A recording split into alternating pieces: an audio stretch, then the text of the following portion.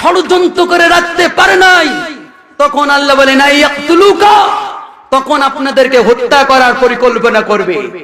দারুন নাদওয়ায় বৈঠকে নবীকে হত্যা করার পরিকল্পনা হয়েছিল কিনা?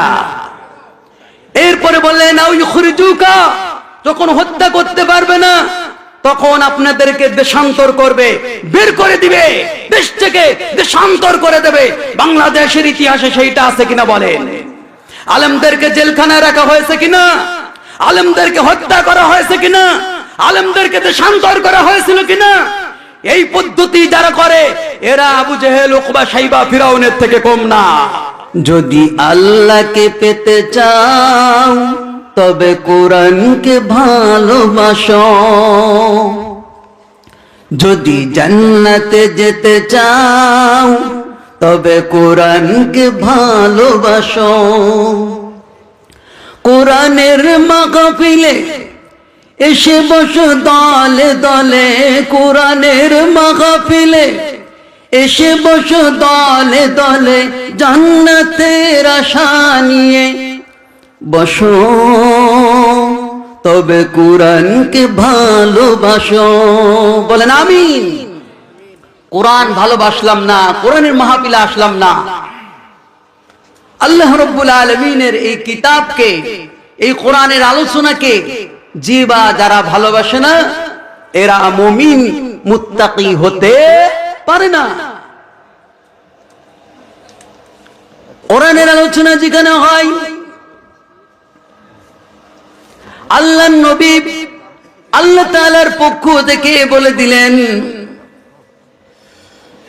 হে নবী, যখন আপনি আল্লাহর দিকে এসো, রাসূলের দিকে এসো ডাকবেন, তখন দেখতে পারবেন রাআইতাল মুনাফিকিনা ইয়াসুদ্দুনা আনকা সুদুদা।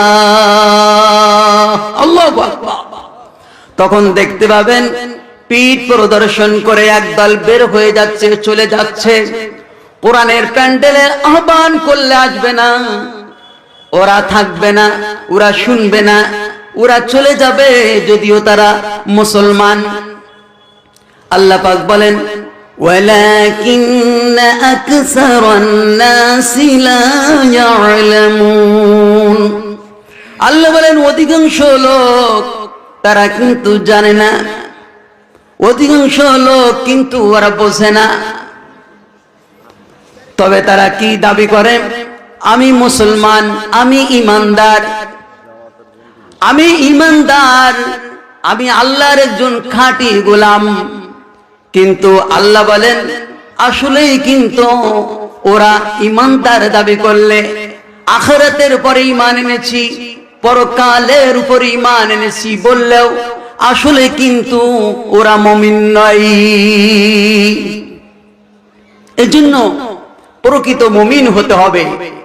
আল্লাহ রাব্বুল আলামিন এই জন্য বলেন উদখুলু ফিস সিলমি কাফা, ইয়া আইয়ুহাল্লাযীনা আমানু উদখুলু, হে ঈমানদাররা তোমরা যারা ঈমান এনেছো, উদখুলু তোমরা প্রবেশ করো, ফিস সিলমি কাফা পরিপূর্ণভাবে ইসলামের মধ্যে প্রবেশ করে যাও, পরিপূর্ণ প্রবেশ করো।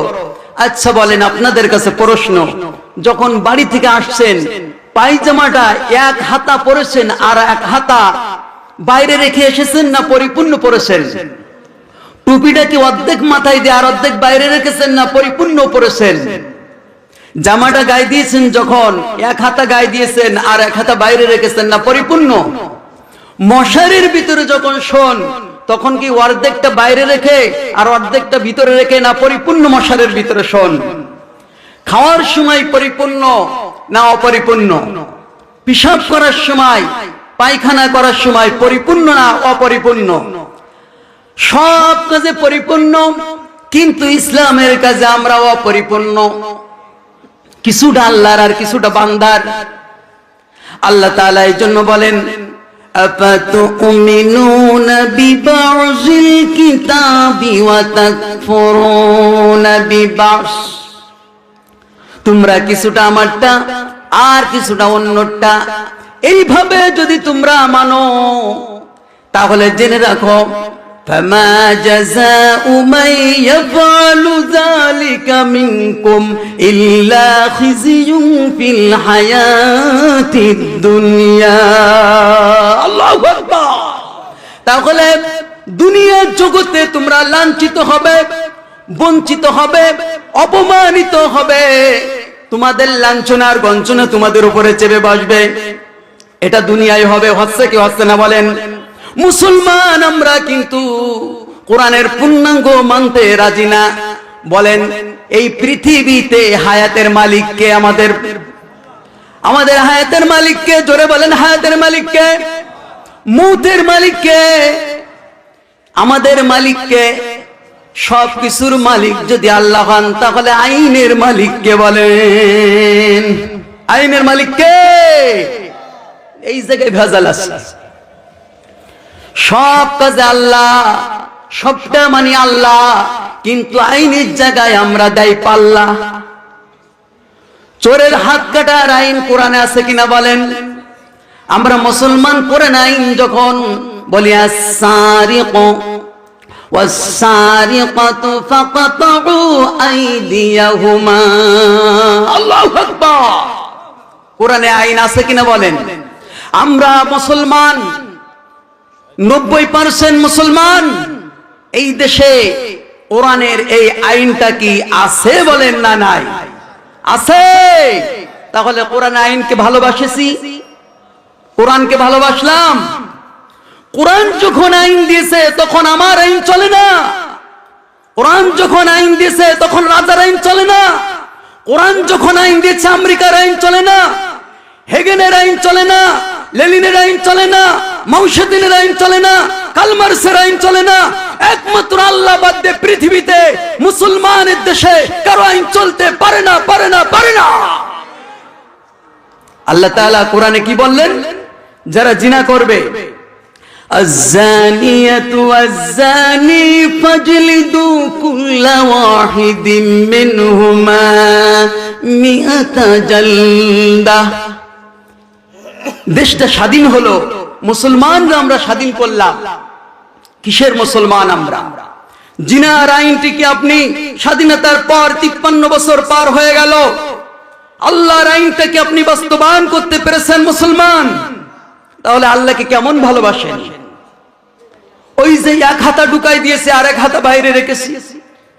মৌতের জায়গায় আল্লাহকে মানি, কিন্তু আইনের জায়গায় আল্লাহকে মানি না, নেতাকে মানি। আল্লাহর স্থানে যদি অন্যকে যদি প্রবেশ করানো হয়, যেখানে আল্লাহর কর্তৃত্ব, সেই কর্তৃত্বে যদি অন্যকে হাত দেওয়ানো হয় তাহলে শিরিক হয় কিনা? আমরা কাফেরদের ঘৃণা করি, আমরা নিজেরাই তো মুশরিক। কারণ আল্লাহর স্থানে বান্দাকে যদি বসাই দেওয়া হয় তাহলে তার নাম হলো শিরিক করা, অংশীদার বানানো। বাড়িতে এখন গিয়ে যদি আপনারা দেখেন যে আপনাদের স্ত্রীর পাশে একটা পরপুরুষ, যে জায়গায় কেউ হাত দেওয়ার অধিকার রাখে না কবুল বলার পরে, আপনি যাওয়ার সঙ্গে সঙ্গে আপনার স্ত্রীকে কি ভালোবেসে চুম্মা দিয়ে একটা রসগোল্লা দিবেন? না, বাড়ি গিয়ে আগে বলবেন তুমি আমার 1 কোটি টাকা নষ্ট করেছো, মাফ করে দিয়েছি। আমার 1 বিঘে সম্পদ নষ্ট করে ফেলেছো, তোমার মাফ করে দিয়েছি। আমার বিভিন্ন সমস্যা, একটা গরু মরে গেছে, তুমি উঠান ঝাড় দাওনি, ভাত রান্না করনি, সব মাফ করে দিয়েছি। কিন্তু কবুল বলার পরে একমাত্র তোমার কাছে এই স্থানের অংশীদার আর কেউ হতে পারে না, আমি ছাড়া। সেখানে তুমি অন্যকে অংশীদার যখন বানিয়েছো, তুমি 14টা সন্তানের মা হতে পারো, তবে তুমি সুন্দরী হতে পারো, রূপবর্তী হতে পারো, গুণবর্তী হতে পারো, ইলহাকি ইলাহলি। এখন চলে যাও তোমার বাবার বাড়িতে, তোমাকে 14 তালাক দিয়ে দিয়েছি, তোমাকে আর রাখার কোনো অধিকার আমার আর নাই। কি বলবেন, কি বলবেন কিনা? আল্লাহ বলেন ইন্নাল্লাহা লা ইয়াগফিরু আন ইউশরাকা বিহি ওয়া ইয়াগফিরু মা দুনা যালিকা। আল্লাহু আকবার। ইন্নাল্লাহা, নিশ্চয় আল্লাহ তাআলা, লা ইয়াগফিরু, সব গুনাহকে মাফ করে দিতে পারেন, কিন্তু লা ইয়াগফিরু, ক্ষমা করবেন না, আইশরাকা বিহি, কেউ যদি আল্লাহর সাথে অন্যকে কোন স্থানে অংশীদার বানায়, আল্লাহ পাক বললেন দুনা যালিকা লিমান ইয়াশা, আমি ইচ্ছা করলে নামাজ না পড়লে মাফ করে দিতে পারি, হজ না করলে মাফ করে দিতে পারি, যাকাত না দিলে মাফ করে দিতে পারি, চুরি করলে আমি মাফ করে দিতে পারি, জিনা করলে মাফ করে দিতে পারি, কিন্তু আমি যেখানে দায়িত্ব রয়েছে সেখানে অন্যকে যদি অংশীদার বানানো হয় সেখানে আমি মাফ করে দিতে, বুঝে এসেছে? এই জন্য আল্লাহ যেখানে সেখানে অন্যকে বসানো, দ্বিতীয় খোদাকে বসানো যাবে না। আল্লাহ তাআলা ওই কথাটাই বলেন, লা তাত্তাখিযু ইলাহাইনি ইসনাইন, হে ঈমানদারেরা, লা তাত্তাখিযু, অন্যকে অংশীদার বানাবে না, ইলাহাইনি ইসনাইন, আরেকটা ইলাকে, আরেকটা উপাস্যকে, আরেকটা মাবুদকে আমার স্থানে তোমরা প্রাধান্য দিবে না। আল্লাহ জানেন যে প্রাধান্য বান্দা দেবে, এই জন্য ওয়াজ করে দিলেন লা তাত্তাখিযু ইলাহাইনি ইসনাইন, তোমরা দ্বিতীয় অন্য ইলাহ বানাবে না। এখন আপনারা বলতে পারেন হুজুর আইনটা, এই ব্যাপারটা আমরা মানতে পারি না, এই ব্যাপারটা, এইটাই নিয়ে তো সমস্যা। আবু জেহেল তার মানব রচিত মতবাদ তৈরি করেছিল, ফিরআউন তার মানব রচিত মতবাদ তৈরি করেছিল, নমরুদ তার মানব রচিত মতবাদ তৈরি করেছিল। প্রত্যেকটা নবী এসেছেন মানব রচিত মতবাদকে উৎখাত করে দেওয়ার জন্য। আল্লাহ দায়িত্ব দিয়েছেন, কোরআন শরীফের 3টি আয়াতই রয়েছে এই ব্যাপারে ডাইরেক্ট। আল্লাহ বলতেছেন হুয়াল্লাযী আরসালা রাসূলাহু বিল হুদা ওয়া দীনিল হক ودين الحق ليظهره على الدين كله। আল্লাহ বললেন হুয়াল্লাযী আরসালা, আমি রাসূলদেরকে, নবীদেরকে, খুব লক্ষ্য করতে হবে, আমি রাসূলদেরকে, নবীদেরকে প্রেরণ করেছি, তাদেরকে লিইয়ুযহিরাহু আলা দ্বীন, দ্বীন মানে কি বলেন, ভালো করে বোঝেন। দিন মানে মতবাদ, দিন মানে তরিকা, দিন মানে রাস্তা, দিন মানে পদ্ধতি, দিন মানে জীবন ব্যবস্থা। আল্লাহ দেওয়ার জীবন ব্যবস্থাকে বাদ দিয়ে যত তন্ত্র মন্ত্রবাদ মতবাদ রয়েছে, আমার আল্লাহ বলেন নবী আর রাসূলদেরকে প্রেরণ করার উদ্দেশ্য হলো সকল মতবাদের উপরে আমি আল্লাহর মতবাদকে, আমার দ্বীন হককে, ইসলামকে, ইসলামের আইনকে, আল্লাহর মতবাদকে আল্লাহর জমিনে প্রতিষ্ঠিত করে দিতে হবে। প্রতিটা নবী আর রাসূলদেরকে এই দায়িত্ব দিয়ে পাঠানো হয়েছে, বলে আল্লাহু আকবার। সব নবীদের এই দায়িত্ব দেওয়া হয়েছে। যুগে যুগে নবীদেরকে চুমা খেয়েছে, রাষ্ট্রশক্তি মনে হয় আদর করে রসগোল্লা দিয়েছে। কি করেছে? কি করেছে বলেন? কি করেছে কোরআন দিয়ে বলবো? আল্লাহ তাআলা ওই কথাটা বলতেছেন লিইউসবিতুকা আও ইয়াকতুলুকা আও ইখরিজুক। 3টে কাজ করেছে। 85 বার 80-র অধিক সংখ্যক নবীজিকে আঘাত করেছে কাফেররা, শুধু এই দ্বীনে হককে মানবরচিত মতবাদের উপরে প্রতিষ্ঠিত করার অপরাধে। কিসের অপরাধে? নবী কি চোর ছিলেন, ডাকাত ছিলেন, ছিনতাইকারী ছিলেন, ইফটিজিংকারী ছিলেন? তাহলে কেন নবীকে, এত আদর্শবান নবীকে আঘাত করা হলো? আল্লাহ বলেন লিইউসবিতুকা ইয়া আইয়ুহার রাসূল, হে রাসূলগণ, নবীগণ, আপনারা যদি কোরআনের দাওয়াত দেন, বাল্লিগ, যদি তাবলীগ করেন, মা উনজিলা ইলাইকা মির রাব্বিক, আমি যা প্রেরণ করেছি, যা প্রেরণ করেছেন তার নাম কি? কোরআন। এই কোরআনের যদি তাবলীগ করেন, সঠিক কোরআনের দাওয়াত দেন, ব্যঙ্গের কিচ্ছা, সাপের কিচ্ছা, বাবার কিচ্ছা, নানার কিচ্ছা, পীরের কিচ্ছা, দাদার কিচ্ছা, এইগুলো না বলে যদি কোরআনের দাওয়াত দেন, হক দাওয়াত দেন, আপনাদেরকে লিইউসবিতুকা, আপনাদেরকে কারারুদ্ধ করবে। নবীজি কারারুদ্ধ হয়েছিলেন কিনা বলেন? কিসের অপরাধে? শুধু কোরআনের হক দাওয়াত দেওয়ার কারণে। আল্লাহর নবী বলেন লা ইলাহা দুটো অবস্থা। কয়টা অবস্থা? একটা নেগেটিভ আর একটা পজিটিভ। আমাদের ভিতরে পুরুষ আর নারী আছে কিনা বলেন? লাইটের তারের ভিতরে একটা কি আছে? পজিটিভ আর একটা নেগেটিভ। এরকম ভিতরে লা ইলাহা দুইটা। কিন্তু কিছু সংখ্যক লোকে মসজিদে মসজিদে দাওয়াত দিয়ে কি বলে? কারোর থেকে কিছু হয় না, সব আল্লাহর থেকে হয়। কালেমার অর্থ কি এই হয় ভাই? কালেমার অর্থ হলো লা ইলাহা। এই দাওয়াতটা যখন দেবে মসজিদে, ব্যাডিং খাতা চেলে দেবে মানুষেরা, তখন আর ব্যাডিং খাতা মসজিদে রাখতে দিবে না। লা ইলাহা নেই, কেউ নেই, কারোরটা মানি না। লা ইলাহা না বদক, এই শব্দটা কি বদক? আলেমরা বলে না বদক। লা ইলাহা কোনটাই মানি না, কারোরটা মানি না। পৃথিবীর জগতে আল্লাহ ছাড়া, ইল্লাল্লাহ, আল্লাহ বাদে একমাত্র ইল্লাল্লাহ, আল্লাহ ছাড়া। তাহলে মসজিদে যদি আজকের ফজরের নামাজ রাষ্ট্র ঘোষণা করে দেয়, 2 সিজদার জায়গায় 1 সিজদা দিতে হবে, বাংলাদেশের যত বড় রাষ্ট্রপতি হোক না কেন ঘোষণা দিলে কোন একজন জনগণ 2টি সিজদার জায়গায় 1টি সিজদা কি দিবে বলেন? যদি 2 সিজদার জায়গায় মসজিদের ভিতরে 1টি সিজদা যদি না দেয়, 2 সিজদার জায়গায় 1 সিজদা যদি না দেয়, রাষ্ট্রপতি, প্রধানমন্ত্রী, 300 এমপি মিলে যদি ঘোষণা দেয়, জনগণ যদি 2 সিজদার জায়গায় 1 সিজদা না দেয়, নামাজের ক্ষেত্রে যদি 2 সিজদাই দেয়, তাহলে মসজিদের বাইরে আল্লাহর আইন বাদ দিয়ে মানুষের তৈরি করা কুফরি মতবাদ চাপিয়ে দিলে এই আইন কেন মুসলমান মানবে? কোন মুসলমান মানতে পারে না। যে আল্লাহর কাছে মুসলমান হতে চায়, সে মানব রচিত মতবাদ কখনো মেনে পারে না, পারবে না। নারায়ে তাকবীর। ভাই বলছেন নাকি? রক্তরাঙ্গা আকাশ দেখে ভয় পেও না। ভাই বলছেন রক্তরাঙ্গা আকাশ দেখে ভয় পেও না, ওই আকাশের মাঝে আছে আলোর কোনা।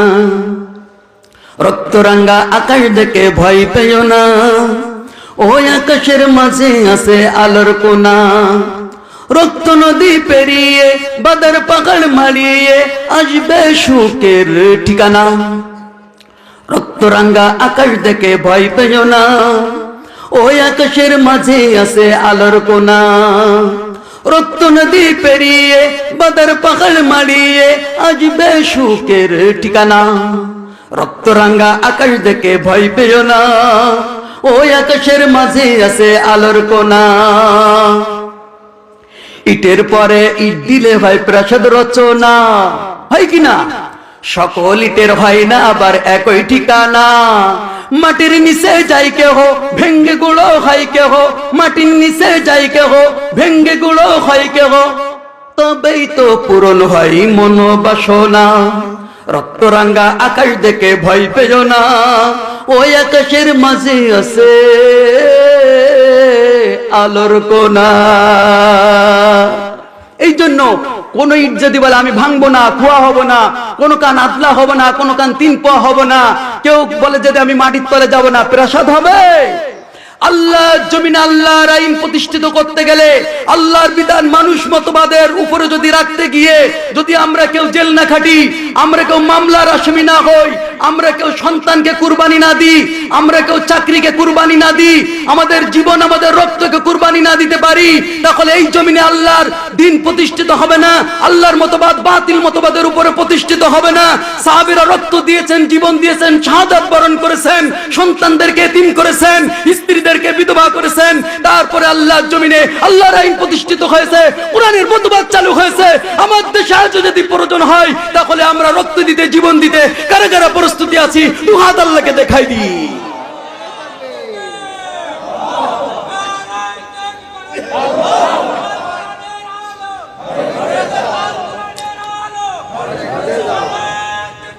আল্লাহ কবুল করুন, বলেন আমিন। বেশি লোক শ্রোতার দরকার নাই, মাত্র 313 জন হলে যথেষ্ট হয়। এই জন্য যারা মুনাফিক তারা বাইরে থাক, ইমানদার গুলো ভিতরে থাক। আমিন।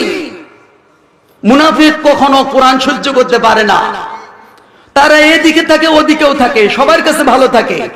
আপনার কাছেও ভালো থাকবে, আবার বেদিনের কাছেও ভালো থাকবে। 2 জায়গায় ঠিক রাখবে, কারণ কখন কার পদস্খলন হয় বলা তো যায় না। 2 জায়গায় ভালো থাকবে। আমার কাছে যদি বাতিল শক্তি সমর্থন নিতে আসে, আমি কিসের মুসলমান? আমি এমন একজন সলিড থাকবো, জানবে যে দুনিয়া দিয়ে দিলেও ওর সমর্থন মানব রচিত কুফরি মতবাদে পাওয়া যাবে না, যাবে না। এমন যদি না হতে পারেন, আল্লাহর কাছে জান্নাত নসিব হবে না। এই জন্য সেই ঈমান আনতে হবে। দুইজনের ঈমান। তাফসিরে কুরতুবী যিনি লিখেছেন, তাফসিরে কুরতুবী এই শাহাদাতের তামান্না নিয়ে যখন লিখলেন, মুসলমান বাদশাহ তাকে কারারুদ্ধ করলেন, ফাঁসির মঞ্চে নিবেন। জেলখানার যিনি ইমাম সাহেব, তিনি গেলেন কালেমা পড়াতে। কি পড়াতে? কালেমা পড়াতে। কুরতুবী যিনি লিখলেন, ইমাম সাহেবকে এসে বলতেছেন, সরকারি ইমাম, হুজুর আপনাকে ফাঁসি দেওয়া হবে, তা তুমি কি করতে এসেছো ভাই? বলতেছে, আমি জেলখানার ইমাম, আমি এসেছি আপনাকে কালেমা পড়াতে। তখন তাফসিরে কুরতুবী লেখক বললেন, আমি তো কালেমা লিখার অপরাধে, কালেমার তাফসীর লিখার অপরাধে এই দেশের মুসলমান রাজা আমাকে সহ্য করতে পারে নাই। এই কারণেই তো আমি আজ ফাঁসির মঞ্চে এসেছি। আর তুমি সরকারি ইমাম হয়ে এই কালিমা পড়াও, এই কালেমার বিনিময়ে তুমি কত টাকা পাও? বললেন, এত টাকা আমাকে বেতন দেওয়া হয়, পরিবারের খাদ্য খোরাক সব আমার এই কালেমা পড়ানোর বিনিময় হয়। তাফসীরে কুরতুবী তখন বললেন, যে কালেমা লিখার কারণে, যে কালেমা প্রচারের কারণে রাষ্ট্রশক্তি সহ্য না করতে পেরে আমাকে ফাঁসির মঞ্চে আনে, সেই রাষ্ট্রশক্তি কালেমা পড়ানোর কারণে তোমাকে রুজি রোজগারের ব্যবস্থা করে। তোমার ওই রুজি রোজগারের কালেমা পড়ার আমার দরকার নাই। আমি যে ফাঁসির মঞ্চের কালেমা আমি পেশ করেছি, এই কালেমা নিয়ে আমি শাহাদাতের তামান্না নিয়ে জান্নাতের দরজায় উতরিয়ে যেতে চাই। বলে আল্লাহু আকবার। এই জন্য সবার মুসলমান হয় এক না, সবার কালেমা এক না। আমার তো আজকে ভিন্ন আলোচনা, এই জন্য আমি মূল আলোচনায় যেতে পারছি না।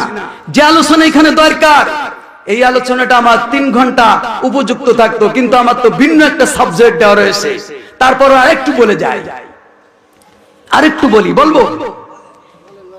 এবার আমরা যে ঈমান এনেছি, আমাদের ঈমান আনা সঠিক হয়নি। কোরআন দিয়ে দলিল দেব না হাদিস দিয়ে দেব? কোরআন যে একটা দলিল শোনেন, অসংখ্য মানুষ আমরা মুসলমান এখনো হতে পারি নাই। আমি কোরআন দিয়ে একটা দলিল দিই, একটা দলিল, বেশি সময় নাই। আল্লাহ তাআলা বলতেছেন, ফামান ইয়াকফুর বিত্তাগুত ওয়া ইউমিন বিল্লাহ। আল্লাহু আকবার। আল্লাহ বলেন, ফামান ইয়াকফুর বিত্তাগুত। আগে বান্দা বান্দি ইয়াকফুর, হুজুর ইয়াকফুর আমর অস্বীকার করতে হবে। কি করতে হবে? অনেকের এসব আলোচনা শুনলে গা জ্বলবে। বলেছি, মুনাফিক যারা ঈমানের কথা সহ্য করতে পারবে না, তারা। অনেক লোক দেখি ফুলফুল করে ময়দান থেকে আস্তে আস্তে উঠে উঠে চলে যায়, আমি দেখি। কারণ এসব আলোচনা, শিরিক যখন মুক্ত করার আলোচনা করা হয়, তখন তো উপর উপর মলম লাগানো হয় না, তখন অপারেশন হয়। আমি সুন্দর করে জুলেখা আর ইউসুফের কাহিনী বললাম, তার মানে উপরে উপরে মলম লাগালাম, কিন্তু ভিতরে যে ঘা, এই ঘা তো অপারেশন করে ধুয়ে মুছে তারপর মলম আর প্যারাসিটামল আর যে ওষুধ সেটা লাগালে ভাই কাজ হয়। কিন্তু ভিতরে ঘা পুষে যাচ্ছে, উপরে মলম লাগাচ্ছি, এই মলমের কোনো দাম নাই, এই ওষুধের কোনো দাম নাই। শিরিকে ভর পরিপূর্ণ। হুজুর আমরা ওয়াজ করে চলে যাচ্ছি অন্যদিকে, হবে? ব্যথা হয়েছে যেখানে মলম লাগাতে হবে সেখানে। ব্যথা হয়েছে পায়, মলম লাগাচ্ছি মাথায়, কাজ হবে ভাই? আমাদের ঈমান নেই, ঈমানটাকে ঠিক করানো দরকার। এই ওয়াজটা হুজুররা না করে আবার দাওয়াত পাওয়ার জন্য একবার কান সুখ করে ওয়াজ করে দিয়ে চলে যায়। আল্লাহ বললেন, যদি ঈমানদার হতে চাও তাহলে ফামান ইয়াকফুর, বান্দা বান্দি আগে অস্বীকার করতে হবে বিত্তাগুত, সব তাগুত সত্যি তাগুত মতবাদগুলোকে অস্বীকার করতে হবে। কার ঘোষণা? আল্লাহ বলেন মা মানা তাগুত, তাগুত কি জিনিস? তাগুতের কয়েকটা ব্যাখ্যা আছে, একটা ব্যাখ্যা করি। ইবনে কাসিরের ভিতরে আছে মানব রচিত যত মতবাদ, তন্ত্র মন্ত্রবাদ আছে, আল্লাহ মতবাদ বাদ দিয়ে যত মানুষের আইন ও কানুন পদ্ধতি দল আছে, আল্লাহর ভাষায় সব দলগুলো হলো তাগুত। কি?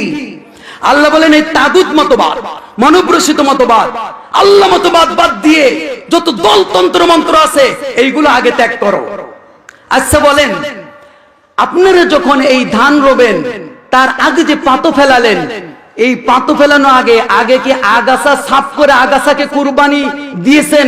আগে আগাছাকে ছাইভস্য করেছেন, না ওই ঘাসের উপরে আগাছার উপরে আপনারা পাতর ধান ফেলেছেন? আগে সাফ করতে হয়েছে, এরপরে পাতো ফেলাতে হয়েছে। আর ইমানের ক্ষেত্রে আপনার আগাছাও থাকবে আর আপনি ইমান আনবেন, হবে না। আগে আল্লাহর জন্য খালি করে দিতে হবে। কি খালি করতে হবে? যত শয়তানি মতবাদ, তাগুত মতবাদ, কুফরি মতবাদ, মানুষের তন্ত্র মন্ত্র আছে, মানুষের দল আছে, আল্লাহর দল বাদ দিয়ে উলাইকা হিজবুল্লাহ আর উলাইকা হিজবুশ শাইতান, দুটো দল পৃথিবীতে। কেউ যদি বলে হুজুর আমি দল করিনি, আমি দল না জল না, মাঝে মধ্যে আমি জদাল্লিন, আমি জল্লিনেরও পক্ষে না আবার দল্লিনেরও পক্ষে না, আমি জদাল্লিন। তার মানে আমি কোন গ্রুপই না, ও সে মুনাফিক। কই আমি দল করি না, দল করে না ওইটা সব থেকে বড় ইবলিস। আর সব থেকে যে দল করে না মুনাফিক, এইটা জাহান্নাম হবে সব থেকে নিকৃষ্ট। কাফেরও যেখানে যাবে না, এই মুনাফিকটা যে মোট দল করে না, দল দুটোই করা লাগবে, হয় শয়তানের দল না আল্লাহর দল। এর বাইরে যে দল করে না ওটা হলো শয়তানের প্রকৃত দল, মুনাফিকের দল। মাঝখানে যে থাকবে ওর জাহান্নাম হবে, ফিরাউনেরও যেখানে হবে না সেই জায়গায় স্থান হবে এই মুনাফিকটা। এজন্য আল্লাহ বলেন কি, ফামাইয়াকফুরু বিত্তাগুত, আগে তাগুত শক্তিকে অস্বীকার করতে হবে। এরপর আল্লাহ বললেন ওয়ায়ুমিন বিল্লাহ,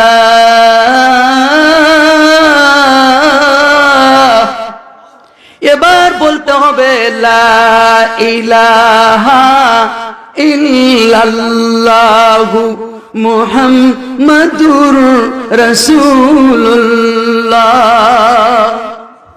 যতক্ষণ পর্যন্ত তাগুত শক্তি, মানুষের দল মতবাদ যদি না ত্যাগ করতে পারেন, অন্তর থেকে সাফ না করতে পারেন, ততক্ষণ পর্যন্ত সকাল থেকে যদি সন্ধ্যা পর্যন্ত জিকির করেন আর সন্ধ্যা থেকে ফজর পর্যন্ত জিকির করেন লা ইলাহা ইল্লাল্লাহ, লা ইলাহা ইল্লাল্লাহ, লা ইলাহা ইল্লাল্লাহ, হালকা জিকির করতে করতে যত বড় পিশাবের মুরিদ হন না কেন, হালকা জিকির থেকে যদি জিকির ভারী করে ফেলেন, এরপরও আপনার আল্লাহর ভাষায় ঈমান আনা হবে না।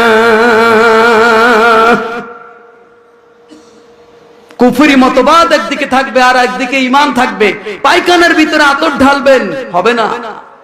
আগে পায়খানা থেকে নিকৃষ্ট মানব রচিত মতবাদ, পায়খানার তো দাম আছে আল্লাহর কাছে, মানব রচিত মতবাদের কোনো দাম নাই আল্লাহর কাছে।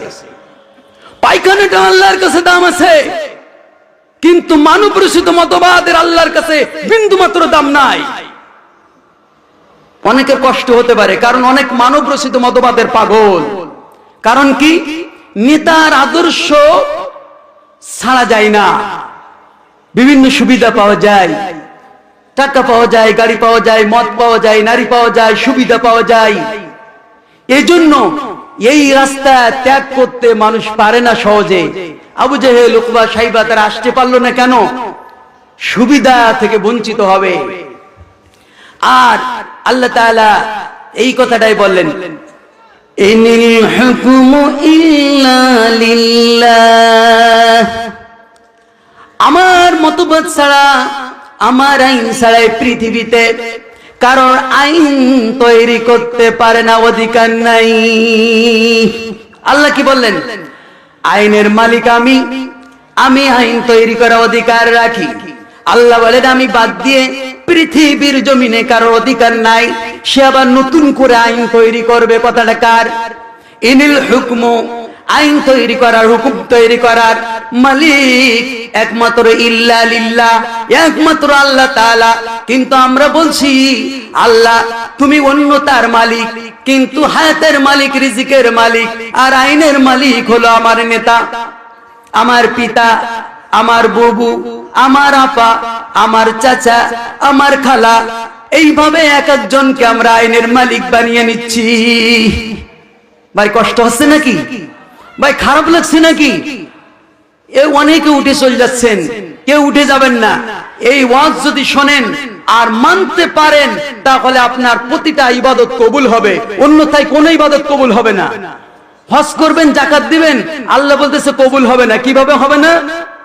রসুলকে দায়িত্ব দিয়েছেন, সব নবীকে, মানব রচিত মতবাদের উপরে আমার দ্বীনে হক কোরআনের আইনকে প্রতিষ্ঠিত করে দিবেন। দায়িত্ব হলো আপনাদের, ইসলামকে প্রতিষ্ঠিত করে দিতে হবে। আর এই প্রতিষ্ঠিত করতে গিয়ে লিসবিতুকা, নবীদেরকে জেলখানায় দেওয়া হয়েছে। জেলখানায় যখন দিয়ে ষড়যন্ত্র করে রাখতে পারে নাই, তখন আল্লাহ বলেন আইয়াকতুলুকা, তখন আপনাদেরকে হত্যা করার পরিকল্পনা করবে। দারুন নাদওয়ায় বৈঠকে নবীকে হত্যা করার পরিকল্পনা হয়েছিল কিনা?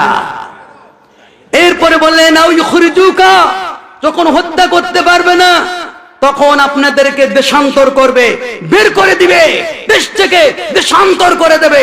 বাংলাদেশের ইতিহাসে সেইটা আছে কিনা বলেন? আলেমদেরকে জেলখানায় রাখা হয়েছে কিনা? আলেমদেরকে হত্যা করা হয়েছে কিনা? আলেমদেরকে দেশান্তর করা হয়েছিল কিনা? এই পদ্ধতি যারা করে, এরা আবু জেহেল, উকবা, সাইবা, ফিরাউনের থেকে কম না। এজন্য ভয় পাবেন না।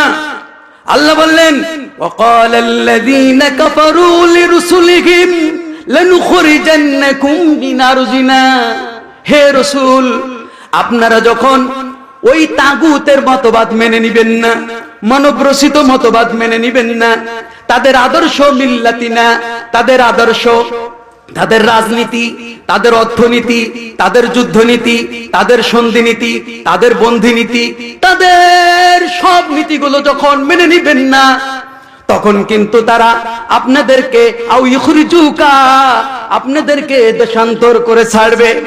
ফাউহা ইলাইহিম, আমি আল্লাহ ওহী নাযিল করে দিলাম। ফাউহা ইলাইহিম, ওহী নাযিল করে দিলাম। লানুহলিকান্না, অবশ্যই অবশ্যই ওই জালেমদেরকে, যে জালেমরা আপনাদেরকে দেশান্তর করবে, আমি অবশ্যই অবশ্যই তাকিদ দিয়ে বললেন আল্লাহ তাআলা, লানুখরিজান্নাকুম, অবশ্যই অবশ্যই তাদেরকে খতম করে ছাড়বো। আল্লাহ খতম করেছে কিনা বলেন? যারা দেশান্তর করেছে, যারা জেলখানায় দিয়েছে, আল্লামা দেলোয়ার হোসেন সাঈদীর মতো আল্লাহর ওলিকে ফাঁসির মঞ্চে নেওয়ার জন্য বিভিন্ন শালা কৌশল করেছে, হত্যা করেছে, আল্লাহ তাদেরকে লানুখরিজান্নাকুম, তাদেরকে নিশ্চিহ্ন করেছে কিনা বলেন? এই ওয়াদা করেছিলেন আল্লাহ।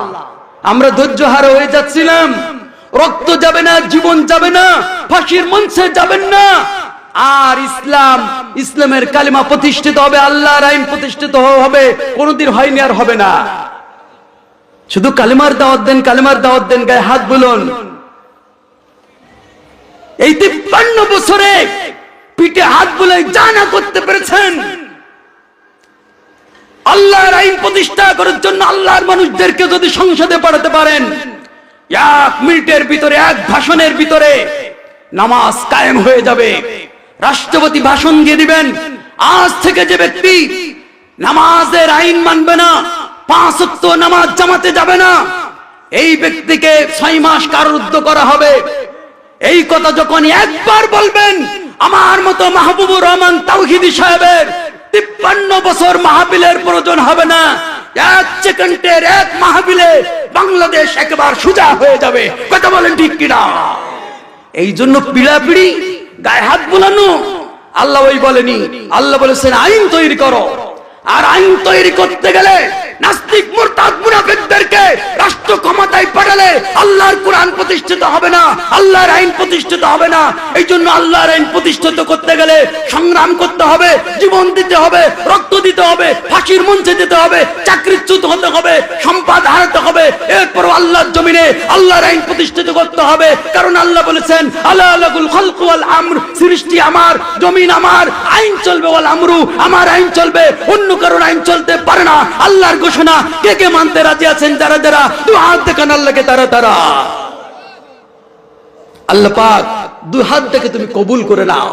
আল্লাহ প্রত্যেককে এই কালেমার ঝান্ডাকে উড্ডীন করার জন্য আমার বাংলাদেশে তৌফিক দিয়ে দাও, বলেন আমিন।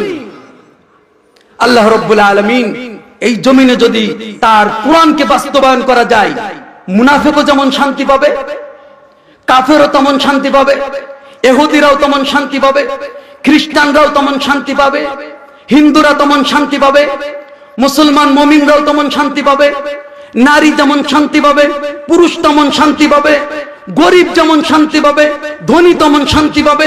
শান্তির দরজা আকাশ পুড়ে নাজিল হবে। কথা বলেন ঠিক কিনা? আল্লাহ পাক বলেন ওয়ালাউ আন্না আহলাল কুরা আমানু ওয়াত্তাকাউ লাফাতাহনা আলাইহিম বারাকাতিম মিনাস সামাই ওয়াল আরদ।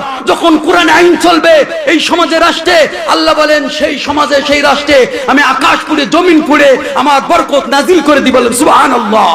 চোর থাকবে না, দুর্নীতি থাকবে না, জিনাখোর থাকবে না, মদখোর থাকবে না, এইভাবে গাঁজাখোর থাকবে না, ইফতিজিংকারী থাকবে না। একটা আইনে সঙ্গে সঙ্গে বন্ধ হয়ে যাবে। মানুষ রাত 1টার সময় একটা নারী রাস্তা দিয়ে হেঁটে যাবে, কেউ তার দিকে তাকানোর মতো কুনজরে ক্ষমতা পাবে না, তাকানোর মতো সাহস পাবে না। তাকাতে গেলে আগে 50 জগ পানি খাওয়া লাগবে, কারণ একটু পরে তার সঙ্গে সার করে পুরো কাশ্যে মাটির ভিতরে রেখে তাকে মেরে দেওয়া হবে। এই ভয়তে সে পানি খাবে 50 জগ, তারপরে একটা নারীর দিকে কুনজরে তাকাবে। বলে আল্লাহু আকবার। সারা জনম, সারা বাদশা, সারা মন্ত্রীর আইন এক জায়গায় করবেন, সারা পৃথিবীর আইন এক জায়গায় করবেন, আর আল্লাহর আইনকে একটা আইন এক জায়গায় করবেন। সব আইন সমান হবে না। হেগেন, কালমার্স, লেনিন, মাও সেতুং পায়খানা করে কিভাবে কুলুপ নিতে হয় জানে না। মদ গাঁজা খেয়ে নারী নিয়ে আড্ডাখানা করতো যারা, তাদের আইনকে আমরা মানি। তারা এই আইন মেনে কোনোদিন শান্তি আসে না, আসতে পারে না। এই আইনের পিছনে যে দল যে মতবাদ চলতে চায়, সেই মতবাদকে আমরা ক্যান্সেল করে দিতে চাই। তাই যত বড় নেতা হোক, যত বড় দল হোক, কোন দলকে মানে না যে দল আল্লাহর কোরআনকে মানে না, যে দল আল্লাহর আইনকে মানে না, যে দল আল্লাহ রসুলের আদর্শকে না মানে নেতার আদর্শ প্রতিষ্ঠিত করতে চায়, ওই নেতার আমার দরকার নাই।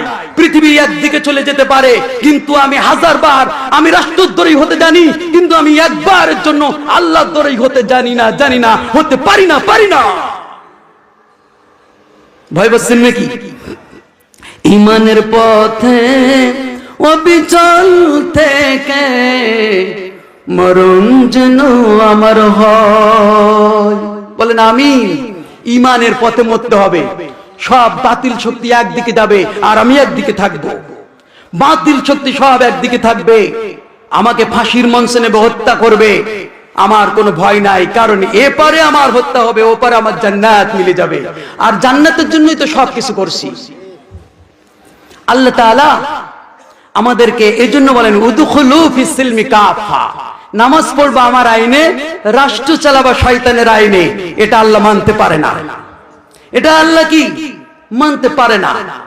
এজন্য আমাদেরকে আইন মানতে হবে কার? আর এই আইন মানতে হলে রাষ্ট্র ক্ষমতা কি কোনো মুনাফিকের হাতে দেওয়া যাবে? রাষ্ট্র ক্ষমতা কোনো কাফের বেদিনের হাতে দেওয়া যাবে? আল্লাহ তাআলা নিজেই বললেন وَمَنْ لَمْ يَحْكُمْ بِمَا أَنزَلَ اللَّهُ فَأُولَئِكَ هُمُ الْكَافِرُونَ। আল্লাহ বলেন وَمَنْ لَمْ يَحْكُمْ بِمَا أَنزَلَ اللَّهُ, আমার আইন দিয়ে, আমার মতবাদ দিয়ে, আমার বিচার ফয়সালা বাদ দিয়ে যে বা যারা ফাউলাইকা, সেটা আমলিক হতে পারে, বিএনপি হতে পারে, জাতীয় পার্টি হতে পারে, চরমুনা হতে পারে, সেটা জামাত ইসলাম হতে পারে, যে দল যে মতের লোক হোক না কেন, আমার আইন বাদ দিয়ে, আমার নাজিলকৃত বিধান বাদ দিয়ে যারা বিচার ফয়সালা করে, এরাই হলো কাফের। তাহলে আল্লাহ বললেন কাফের, আমি বলছি না। আল্লাহর আইন বাদ দিয়ে বিচার ফয়সালা করলে ওইটা পাকা মুসলমান, ওইটার জানাজা পড়ে জান্নাতে দিয়ে দিতে হবে। কথা বলেন?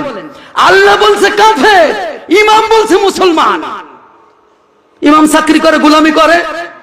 মুয়াজ্জিন বলছে ওইটা পাকা ইমানদার, কারণ বিচারক। আল্লাহ বলছে ওটা কাফের। ডাইরেক্ট। কোন শব্দের কোন ভেজাল আছে হুজুর? কোন শব্দের কোন ভেজাল আছে? তাহলে আল্লাহর আইন বাদ দিয়ে মানুষের তন্ত্র মন্ত্র দিয়ে বিচার ফয়সালা আমরা কারো করতেও দেব না, নিজেরাও করব না, কারণ কাফেরের দলে মরতে চাই না।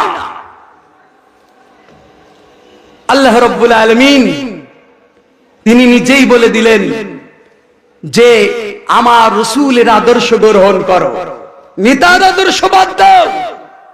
নেতার আদর্শ একমাত্র নেতার আদর্শ বাস্তবায়ন করতে হবে। মুহাম্মাদুর রাসূলুল্লাহ আমার নেতা, তোমার নেতা। জোরে বলেন আমার নেতা, তোমার নেতা।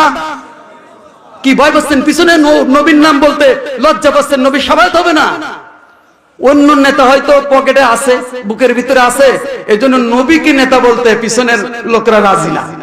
জান্নাত হবে না, হবে না। আমার নেতা, তোমার নেতা। দেখেন কে মুখ বন্ধ আছে, রাসূলের উম্মত হবে না। আমার নেতা, তোমার নেতা।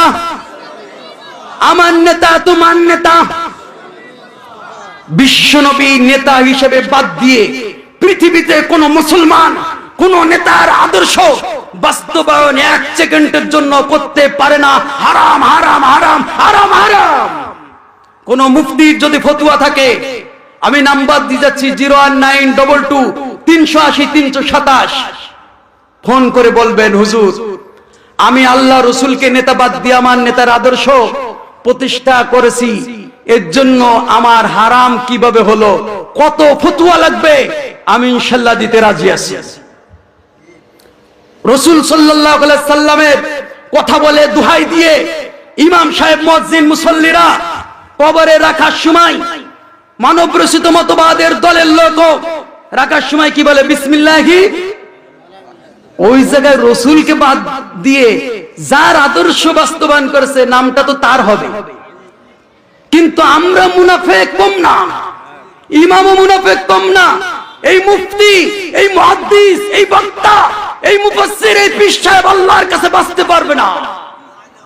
জেনে শুনে সারা জীবন চলেছে মানব রচিত মতবাদের পক্ষে, নবীর আদর্শের জায়গায় মানুষের আদর্শ বাস্তবায়ন করার কাজে নিয়োজিত ছিল। দেখে শুনে মরার পরে লাশটা দেওয়ার সময় বলতেছে রাসূল আপনার মিল্লাতের উপরে চলেছিল, আপনার তরিকা বাস্তবায়নের পথে চলেছিল, আপনার আদর্শ একবার রান্নাঘর থেকে পার্লামেন্ট পর্যন্ত বাস্তবায়নের জন্য কাজ করেছিল।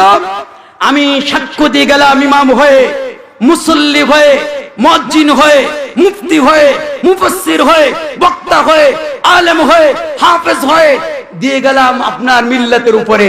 আল্লাহ বলে মুনাফিকি আর কতদিন করবা?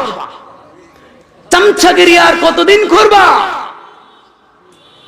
মানুষের কাছেও চামচাগিরি করছো, আবার আমি আল্লাহকেও ধোঁকা দিয়ে বোকা বানাতে চাচ্ছ।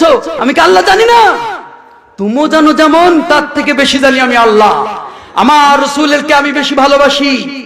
আমার রাসূলের আদর্শ বাস্তবায়নের জন্য জীবনের সময় ব্যয় করিনি।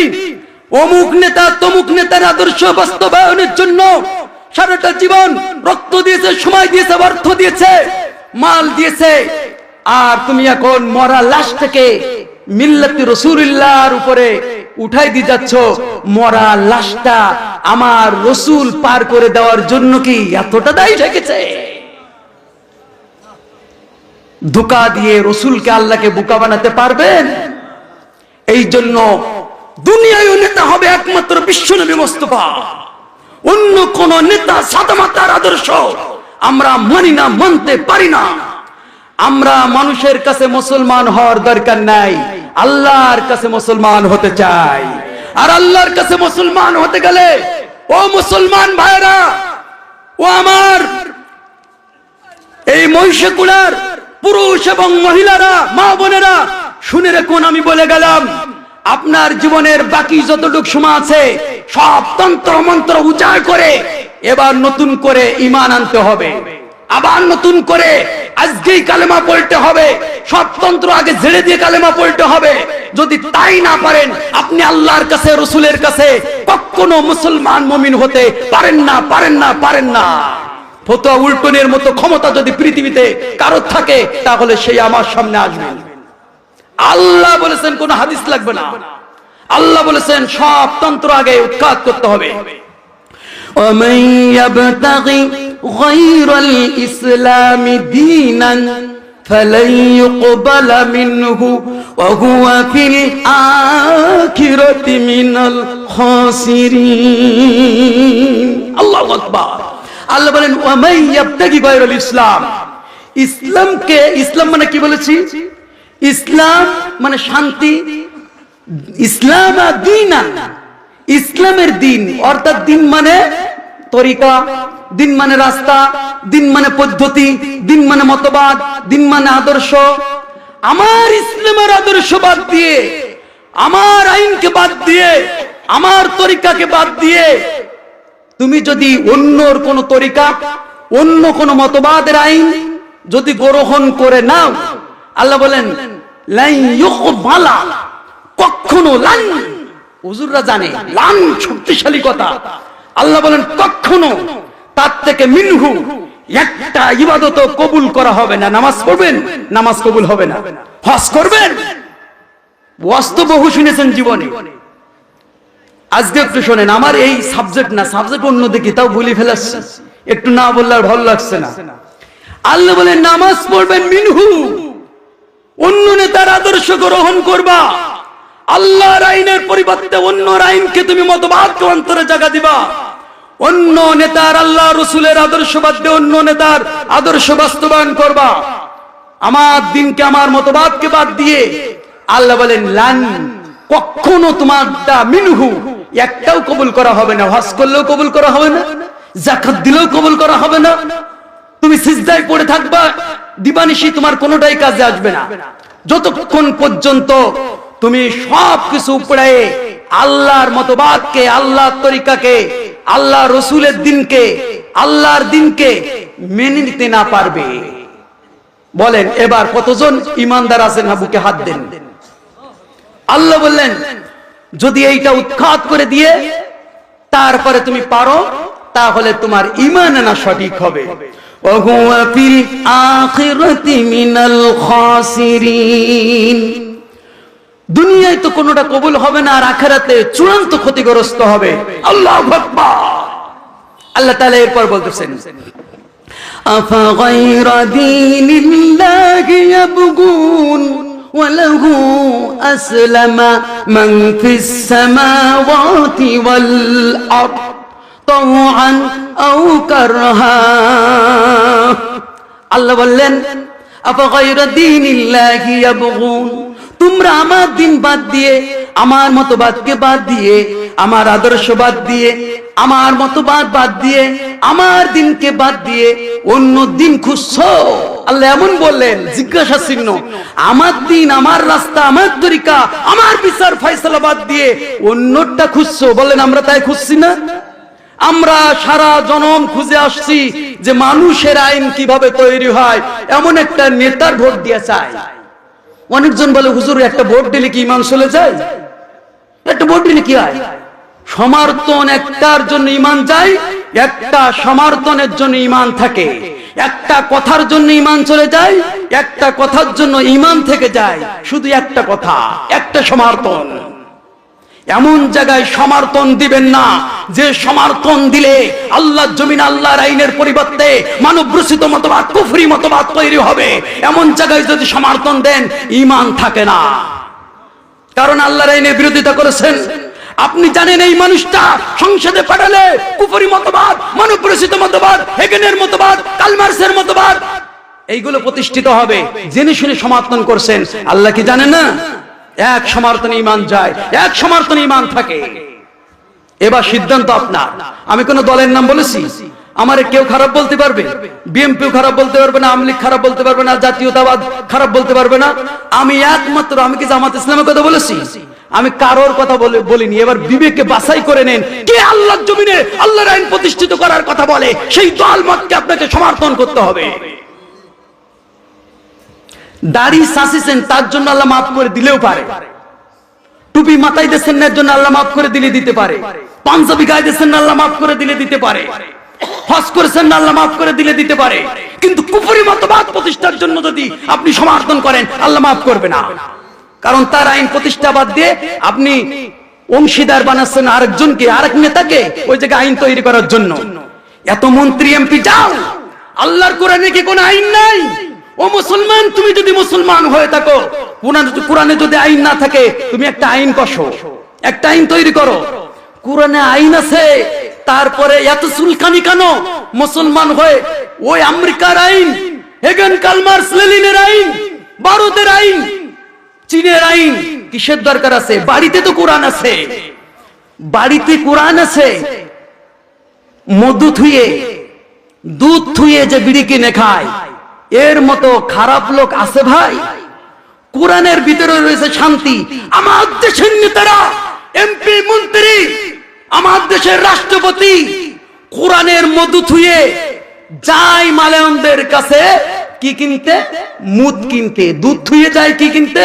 মুদ কিনতে। মুদের সাথে আমি উপমা দিচ্ছি কিসের জন্য? মানব রচিত মতবাদ পিশাব পায়খানার থেকে নিকৃষ্ট, ওটা মানলে জান্নাতে যাওয়া যাবে না। পিশাব পায়খানা গায়ে লাগলে আল্লাহ মাফ করে দিলে দিতে পারে, কিন্তু মানব রচিত মতবাদের দুর্গন্ধ, পচা, নাফরমানি, আল্লাহর সঙ্গে অংশীদারি, এমন একটা মতবাদের কাছে আত্মসমর্পণ করলে আল্লাহ মাফ করবে না। বিবেকে নেন। অনেকে মাহফিল শুনতে আসতেছে না যে হুজুর কি ওয়াজ করে। আমি একটু ওয়াজ এই ধরনের করি, সুদ দিয়ে বেশি করি না। আমি এইরকম কাটা ছাড়া একটু আলোচনা করতে পছন্দ করি। খারাপ লাগতেছে ভাই? খারাপ লাগতেছে? যদি খারাপ লাগে তাহলে ঘটনার দিকে চলে যায়। এভাবে ঈমান আনতে হবে। আল্লাহ বলতেছেন, আল্লাহ কি বলতেছেন? আফা গায়রা দীনিল্লাহি ইয়াবগুন, আমার দিন বাদ দিয়ে, আমার তরিকা বাদ দিয়ে, আমার মতবাদ বাদ দিয়ে তোমরা অন্যর মতবাদ, অন্য দিন খুঁজছো? জিজ্ঞাসা চিহ্ন। আল্লাহ জিজ্ঞাসা করতেছে, ওয়ালাহু আসলামা মান ফিস সামাওয়াতি ওয়াল আরদ। অথচ আকাশে যারা আছে, কোথায় আছে? আকাশে যারা আছে, জমিনে যারা আছে, তাওআন আও কারহা, আল্লাহু আকবার, ইচ্ছাই হোক অনিচ্ছাই হোক, আল্লাহ বলেন তাওআন আও কারহান, ইচ্ছাই হোক অনিচ্ছাই হোক, আকাশ জগতে যারা আছে, আসলামা, আমার হুকুমের কাছে, আমার বিধানের কাছে তারা আত্মসমর্পণ করেছে। কুকুর আনুগত্য করে আল্লাহর, গাছ আনুগত্য করে আল্লাহর।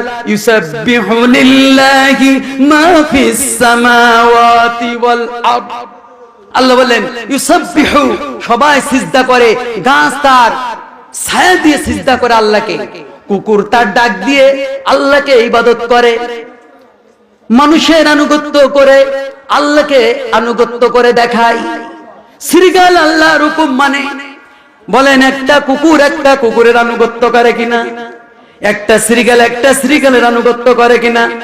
পৃথিবীতে আল্লাহ বলেন যা কিছু আছে, তাওআন আও কারহা, ইচ্ছাই হোক অনিচ্ছাই হোক, সবাই আনুগত্য করে। আসলাম, আত্মসমর্পণ করেছে, ইচ্ছাই হোক অনিচ্ছাই হোক, এক আল্লাহ।